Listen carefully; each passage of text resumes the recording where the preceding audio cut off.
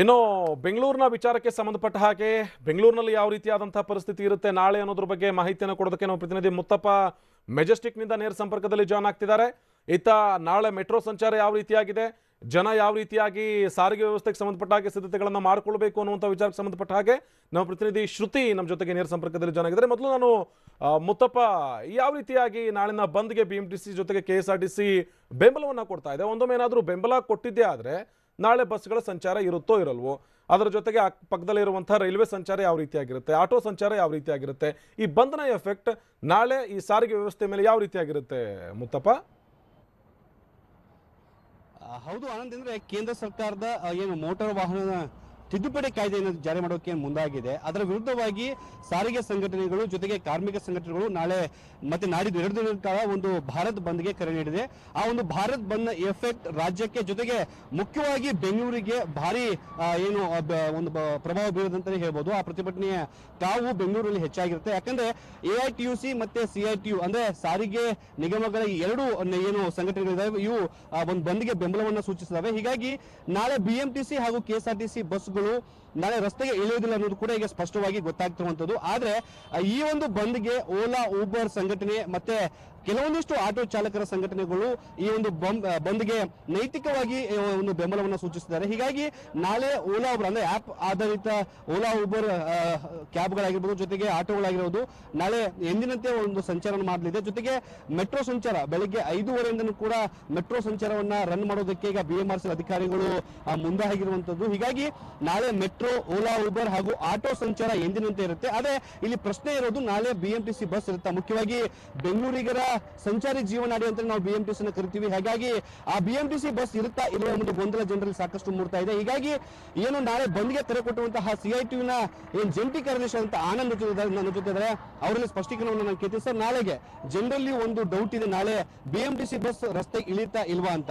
So ಏನ್ ಹೇಳ್ತೀರಾ sir? ಖಂಡಿತ ಈ ವಿಚಾರವಾಗಿ ನಾವು ಆಲಯ ನೌಕರರಿಗೆ ಹೇಳಿದೀವಿ, ಮತ್ತೆ 4 ಸಾರಿಗೆ ನಿಗಮಗಳಿಗೆ ನಾವು ಮನವಿ ಮಾಡಿದೀವಿ. ಮುಷ್ಕರ ಮಾಡಬೇಕು, ನೀವು ಸಹಕಾರ ನೀಡಬೇಕು ಅಂತ ಹೇಳಿ ಕೇಳಿದೀವಿ. ಮತ್ತೆ ಜೊತೆಗೆ ಸಾರಿಗೆ ಸಚಿವರಿಗೂ ಸಹ ನಾವು ಮನವಿ ಮಾಡಿದೀವಿ. ಇವತ್ತು ಈ ಕಾಯ್ದೆ ವಿಚಾರವಾಗಿ ನಾಳೆ ದಿನ ಈ ಸಂಸ್ಥೆಗಳೇ ಖಾಸಗೀಕರಣ ಮಾಡೋ ಹುನ್ನಾರ ಇದೆ, ಮತ್ತೆ RTO ಇರಲ್ಲ. ಇವೆಲ್ಲ ಕಾರಣದಿಂದ ನಾವು ನಾಳೆ ಯಾವತ್ತು 100% ಬಸ್ ಬೀದಿಗಿಳಿಯೋದಿಲ್ಲ ಅಂತೇಳಿ ಈ ಸಂದರ್ಭದಲ್ಲಿ ಹೇಳಕ್ಕೆ ಇಷ್ಟಪಡ್ತೇನೆ ಸರ್. ಅಲ್ಲ, ಈ ಮೋಟಾರ್ ವಾಹನ ಕಾಯ್ದೆ ತಿದ್ದುಪಡಿ ತಂದ್ರೆ ನಿಮಗೆ ಏನ್ ಎಫೆಕ್ಟ್ ಆಗುತ್ತೆ ಅಂತ ಅಂತದ್ದು ಏನಿದೆ ಆ ಕಾಯ್ದೆಯಲ್ಲಿ? ಆ ಕಾಯ್ದೆನಲ್ಲಿ ಮುಖ್ಯವಾಗಿ ಇರುವಂತದ್ದು ಇವತ್ತು RTO ಇರಲ್ಲ. RTO ಇರಲ್ಲ ಅಂತಂದ್ರೆ ಯಾವುದೇ ಎನಿ ಒನ್ ವೆಹಿಕಲ್, ಬೈಕ್ ಇರ್ಬೋದು, ಕಾರ್ ಇರ್ಬೋದು, ಬಸ್ ಇರ್ಬೋದು, ಎನಿ ಒನ್ ವೆಹಿಕಲ್ ನ ನಾವು ಯಾವ ಕಂಪ್ನಿನಲ್ಲಿ ಖರೀದಿ ಮಾಡ್ತೀವಿ ಅಲ್ಲೇ ಮಾತ್ರ ನಾವು ರಿಪೇರಿ ಮಾಡುವಂತ ಕೆಲಸ ಹೋಗ್ತದೆ.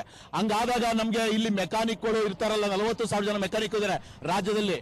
ಇಡೀ ದೇಶವ್ಯಾಪಿ ಎಷ್ಟೋ ಲಕ್ಷಾಂತರ ಕೋಟ್ಯಾಂತರ ಜನ ಇದ್ದಾರೆ, ಅವರೆಲ್ಲ ಕೆಲಸ ಕಳ್ಕೊಳ್ಳುವಂತ ಪ್ರಮೇಯ ಇದೆ. ಆ ವಿಚಾರವಾಗಿ ನಾವು ಇವತ್ತು ಆ ಕಾಯ್ದೆನ ತಿದ್ದುಪಡಿ ಮಾಡಬೇಕು, ಅದರಲ್ಲಿ ಕೆಲವು ಬದಲಾವಣೆ ಮಾಡಿ ಅದನ್ನ ಜಾರಿ ಮಾಡಬೇಕು. ಇಲ್ಲ ಅಂದ್ರೆ ನಾವು ಇಡೀ ದೇಶವ್ಯಾಪಿ ಬಂದ್ ಮಾಡ್ತೀವಿ ಅಂತ ಈ ಸಂದರ್ಭದಲ್ಲಿ. ನಾಳೆ ಕೇವಲ BMTC ಅಷ್ಟೇ ಬಂದಿರುತ್ತೋ ಅಥವಾ KSRTC ಕೂಡ ಸಂಚಾರವನ್ನ ಬಂದ್ ಮಾಡ್ತೀರಾ? ಮಾಡೋದಾದ್ರೆ ಎಷ್ಟು ಗಂಟೆಯಿಂದ ಎಷ್ಟು ಗಂಟೆವರೆಗೂ ಮಾಡ್ತೀರಾ ನಾಳೆ? ನೋಡಿ ಸರ್, ನಾಳೆಯಿಂದ 2 ದಿನ, ನಾಳಿದ್ದು 2 ದಿನ, ನಾಳೆ 6 ಗಂಟೆಯಿಂದ ನಾಳಿದ್ದು 6 ಗಂಟೆ ತನಕ 4 ಸಾರಿಗೆ ಸಂಸ್ಥೆಗಳು ಸಂಪೂರ್ಣವಾಗಿ ಬಂದ್ ಆಗ್ತವೆ. ಇದು ನಾಳೆ ಖಾಸಗೀಕರಣ ಆದ್ರೆ ಕೆಲಸ ಕಳ್ಕೊಂತ ಭಯ ಇದೆ. ಮತ್ತೆ ಇಲ್ಲಿ ಇನ್ ಮುಂದೆ ಯಾವುದೇ ರೀತಿ ಪರ್ಮನೆಂಟ್ ಎಂಪ್ಲಾಯ್ ಇರಲ್ಲ, ಓನ್ಲಿ ಖಾಸಗಿ ಎಂಪ್ಲಾಯ್ ಮಾತ್ರ ಅಗ್ರಿಮೆಂಟ್ ಆಗುತ್ತೆ. 1 ವರ್ಷಕ್ಕೊಂದ್ಸಲ, 2 ವರ್ಷಕ್ಕೊಂದ್ಸಲ ಅಂತ ಅಗ್ರಿಮೆಂಟ್ ಮಾಡ್ಕೊಂತಾರೆ. ಆ ರೀತಿ ಆದಾಗ ಇಡೀ ಇಲಾಖೆಯಲ್ಲಿ ಯಾವುದೇ ನೌಕರು ಇರೋದಿಲ್ಲ. ಇದರಿಂದ ನಾವು ಇದನ್ನ ನಾವು ಒಪ್ತಾ ಇಲ್ಲ, ಇದನ್ನ ತಿದ್ದುಪಡಿ ಮಾಡಬೇಕು ಅಂತ ನಾವು ಮನವಿ ಮಾಡ್ತೀವಿ. ಇಲ್ಲಿ ಮುಖ್ಯವಾಗಿ ಬರ್ತಿರೋದು, ಪ್ರತಿ ಬಾರಿ ಕೂಡ ಪ್ರತಿಭಟನೆ ಇಂತಹ ಸಂದರ್ಭದಲ್ಲಿ ಅಥವಾ ಬಂದ್ ಮಾಡಿದಾಗ ಬೆಳಿಗ್ಗೆ 6 ಗಂಟೆಯಿಂದ ಸಂಜೆ 6 ಗಂಟೆವರೆಗೂ ಕೂಡ ಬಸ್ ಸಂಚಾರನ ಸ್ಥಗಿತ ಮಾಡ್ತಾರೆ. ಸೊ ಈ ಬಾರಿ ಕೂಡ ಹಂಗೆ ಆಗುತ್ತಾ ಅಥವಾ ಸಂಪೂರ್ಣವಾಗಿ ಅಂದ್ರೆ ನಾಳೆ 6 ಗಂಟೆಯಿಂದ ಶುರುವಾದ್ರೆ ನಾಡಿದ್ದು ಸಂಜೆ 6 ಗಂಟೆವರೆಗೂ ಕೂಡ ಬಸ್ ಸಂಚಾರ ಸ್ತಬ್ಧ ಆಗುತ್ತಾ? ಹೆಂಗೆ?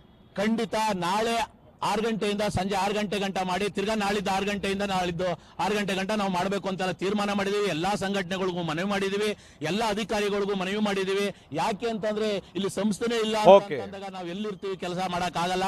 ಆದ್ರಿಂದ ಸಂಪೂರ್ಣವಾಗಿ ಬಂದ್ ಮಾಡ್ತೀವಿ ಅಂತ ಈ ಸಂದರ್ಭದಲ್ಲಿ ಇದಿಷ್ಟು ಏನು ನಾಳೆ ಮುಷ್ಕರಕ್ಕೆ ಕರೆ ಕೊಟ್ಟಂತಹ ಸಂಘಟನೆಗಳ ಮಾತು. ನಾಳೆ ಬೆಳಿಗ್ಗೆ 6 ಗಂಟೆಯಿಂದ ಸಂಜೆ 6 ಗಂಟೆವರೆಗೂ ಮುಷ್ಕರ ಇರುತ್ತೆ. ನಂತರ ನಾಡಿದ್ದು ಕೂಡ ಬೆಳಿಗ್ಗೆ 6 ಗಂಟೆಯಿಂದ ಸಂಜೆ 6 ಗಂಟೆವರೆಗೂ ಕೂಡ ಮುಷ್ಕರ ಇರುತ್ತೆ. BMTC ಬಸ್, KSRTC ಬಸ್ ರಸ್ತೆಯಲ್ಲಿ ಇಳಿಯೋದಿಲ್ಲ ಅಂತ ಸ್ಪಷ್ಟವಾಗಿ ಹೇಳ್ತಿದ್ದಾರೆ. ಓಕೆ ಮುತ್ತಪ್ಪ, ಇನ್ನು ಶ್ರುತಿ, ನಾಳೆ ಮೆಟ್ರೋ ಸಂಚಾರ ಯಾವ ರೀತಿಯಾಗಿರುತ್ತೆ, ಜೊತೆಗೆ ಗಾರ್ಮೆಂಟ್ಸ್ಗೆ ಬರುವಂತಹ ಈ ಕಾರ್ಮಿಕರಾಗ್ಲಿ ಅಥವಾ ಬೇರೆ ಬೇರೆ ಭಾಗಕ್ಕೆ ತೆರಳುವಂತಹ ಪ್ರಯಾಣಿಕರಾಗ್ಲಿ ಯಾವ ರೀತಿಯಾದಂತಹ ಸಿದ್ಧತೆಗಳನ್ನ ಮಾಡ್ಕೊಳ್ಬೇಕು ಶ್ರುತಿ ನಾಳಿನ ವಿಚಾರಕ್ಕೆ ಸಂಬಂಧಪಟ್ಟ ಹಾಗೆ?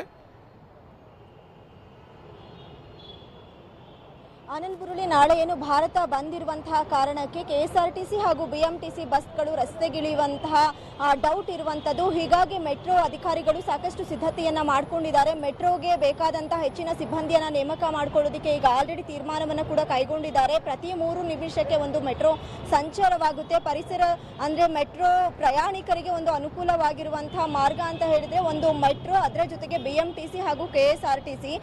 BMTC KSRTC ರಸ್ತೆಗೆ ಇಳಿದೇ ಇರುವಂತಹ ಕಾರಣಕ್ಕೆ ಎಲ್ಲಾ ಜನ ಕೂಡ ಮೆಟ್ರೋಗೆ ಬರ್ತಾರೆ. ಹೀಗಾಗಿ ಮೆಟ್ರೋದಲ್ಲಿ ಹೆಚ್ಚಿನ ಸಿಬ್ಬಂದಿಯನ್ನ ನೇಮಕ ಮಾಡ್ಕೊಳ್ತೀವಿ ಅಂತ ಹೇಳಿ ಈಗ ಆಲ್ರೆಡಿ TV9ಗೆ ಮೆಟ್ರೋ ಅಧಿಕಾರಿಗಳು ಮಾಹಿತಿಯನ್ನ ಕೂಡ ನೀಡಿದ್ದಾರೆ. ಅದೇ ರೀತಿ ಎಂದಿನಂತೆ ಕೂಡ ಮೆಟ್ರೋ ಸಂಚಾರ ಸಾಗುತ್ತೆ. ಪ್ರತಿ 3 ನಿಮಿಷಕ್ಕೆ ಮೆಟ್ರೋ ಇರುತ್ತೆ. ಪ್ರಯಾಣಿಕರು ಯಾವುದೇ ಆತಂಕವಿಲ್ಲದೆ ಮೆಟ್ರೋದಲ್ಲಿ ಪ್ರಯಾಣವನ್ನ ಮಾಡಬಹುದಾಗಿದೆ. ಜೊತೆಗೆ ಇನ್ನೊಂದು ವಿಷಯ ಏನಂತ ಹೇಳಿದ್ರೆ, ಈಗ ಗಾರ್ಮೆಂಟ್ಸ್ ಆಗಿರ್ಬೋದು, ಬೇರೆ ಬೇರೆ ಕೆಲಸಕ್ಕೆ ಕಚೇರಿಗೆ ಹೋಗುವಂತಹ ಪ್ರಯಾಣಿಕರು ಇರ್ತಾರೆ, ಅಂಥವರು ಕೂಡ ಮೆಟ್ರೋವನ್ನ ಸದುಪಯೋಗ ಪಡಿಸ್ಕೊಳ್ಬಹುದು. ಅದರ ಜೊತೆಗೆ ಓಲಾ ಮತ್ತೆ ಊಬರ್ ಕ್ಯಾಬ್ ಚಾಲಕರು ಕೂಡ ನೈತಿಕ ಬೆಂಬಲ ನೀಡಿರೋದ್ರಿಂದ ನಾವು ಕೂಡ ರಸ್ತೆಗೆ ಇಳಿತೀವಿ ಅನ್ನುವಂಥ ಮಾಹಿತಿ, ಅಂದ್ರೆ ಕೆಲ ಓಲಾ ಮತ್ತೆ ಊಬರ್ ವಾಹನಗಳು ಸಂಚಾರ ಮಾಡುವಂತಹ ಸಾಧ್ಯತೆ ಇರುತ್ತೆ. ಹೀಗಾಗಿ ಇವಾಗ ಪೊಲೀಸ್ ಇಲಾಖೆಯವರು ಕೂಡ ಒಂದು ಮಾಹಿತಿಯನ್ನ ನೀಡಿದ್ದಾರೆ. ಏನು ಆಟೋ ಚಾಲಕರು ಈಗ ಆಲ್ರೆಡಿ ಏನು ಡಬಲ್ ಮೀಟರ್ ಅನ್ನ ಪಡೆಯುವಂತ ಸಾಧ್ಯತೆ ಇರುತ್ತೆ, ಅಂದ್ರೆ 1 to ಡಬಲ್ ಅಮೌಂಟ್ ಅನ್ನ ಕೇಳ್ತಾರೆ. ಹೀಗಾಗಿ ಒಂದು ವೇಳೆ ಹಾಗೇನಾದ್ರೂ ಕೇಳಿದ್ರೆ ನಮಗೆ ಹತ್ತಿರದ ಪೊಲೀಸ್ ಠಾಣೆಗೆ ಸಂಪರ್ಕವನ್ನ ಮಾಡಬಹುದು. ಎಂದಿನಂತೆ ಪ್ರತಿದಿನ ಮೀಟರ್ಗೆ ಯಾವ ರೀತಿ ನೀವು ಅಮೌಂಟ್ ಅನ್ನ ಕೊಡ್ತೀರಾ ಅದೇ ಅಮೌಂಟ್ ಅನ್ನ ಪೇ ಮಾಡಿ ಅನ್ನುವಂತ ಮಾಹಿತಿಯನ್ನು ಕೂಡ ಪೊಲೀಸ್ ಅಧಿಕಾರಿಗಳು ನೀಡಿರುವಂತದ್ದು. ಒಟ್ಟಿನಲ್ಲಿ ಮೆಟ್ರೋದಲ್ಲಿ ಯಾವುದೇ ಬದಲಾವಣೆಗಳು ಕೂಡ ಆಗೋದಿಲ್ಲ. ಪ್ರತಿ 3 ನಿಮಿಷಕ್ಕೆ ಮೆಟ್ರೋ ಸಂಚಾರವನ್ನ ವಿಸ್ತರಣೆ ಮಾಡಲಾಗಿದೆ. ಜೊತೆಗೆ ಮೆಟ್ರೋದಲ್ಲಿ ಈಗ ಆಲ್ರೆಡಿ ಹೆಚ್ಚಿನ ಸಿಬ್ಬಂದಿಯನ್ನ ಕೂಡ ನೇಮಕ ಮಾಡಿಕೊಳ್ಳಲಾಗಿದೆ. ಹೀಗಾಗಿ ಪ್ರಯಾಣಿಕರು ಯಾವುದೇ ಆತಂಕವಿಲ್ಲದೆ ತಮ್ಮ ಕಚೇರಿಯನ್ನ ತಲುಪಬಹುದು. ಒಟ್ಟಿನಲ್ಲಿ ನಾಳಿನ ಸ್ಥಿತಿ ಯಾವ ರೀತಿ ಇರುತ್ತೆ, ಬಂದ್ ಎಫೆಕ್ಟ್ ಹೇಗೆ ಇರುತ್ತೆ ಅನ್ನುವಂಥದ್ದನ್ನ ಡಿಸೈಡ್ ಮಾಡಿಕೊಂಡು ಓಲಾ ಉಬರ್ ಅವರು ಕೂಡ ಬಂದಿಗೆ ಒಂದು ನೈತಿಕ ಸಾಥನ್ನ ನೀಡಿದ್ದಾರೆ. ಅದೇ ರೀತಿ ಮಾಲ್ಗಳಲ್ಲಿಯೂ ಕೂಡ ಈಗ ಆಲ್ರೆಡಿ ಮಾಲ್ನವರು ಕೂಡ ನಾವು ಬಂದ್ಗೆ ಯಾವತ್ತೂ ಕೂಡ ನೈತಿಕ ಬೆಂಬಲವನ್ನ ನೀಡ್ತೇವೆ. ಒಂದು ವೇಳೆ ನಾಳೆ ಏನಾದ್ರೂ ಬಂದ್ ಬಿಸಿ ಹೆಚ್ಚಾದ್ರೆ ನಾವು ಕೂಡ ಮಾಲ್ಗಳನ್ನ ಕ್ಲೋಸ್ ಮಾಡುವಂತ ಸಾಧ್ಯತೆ ಇದೆ ಅನ್ನುವಂತ ಮಾಹಿತಿಯನ್ನ ನೀಡಿದ್ದಾರೆ ಆನಂದ್ ಬುರುಳಿ.